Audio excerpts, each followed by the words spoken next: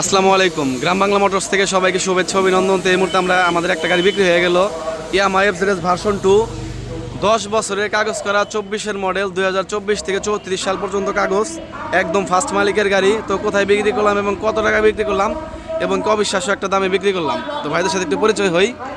তো ভাই আসসালামু আলাইকুম। ভালো আছেন আপনি? জি আলহামদুলিল্লাহ। তো আপনার নাম? আর আপনার বাসা কোথায়? আচ্ছা, তো গাড়িটা মূলত কারে নিয়ে দিলেন? বড় ভাই আসসালামু আলাইকুম।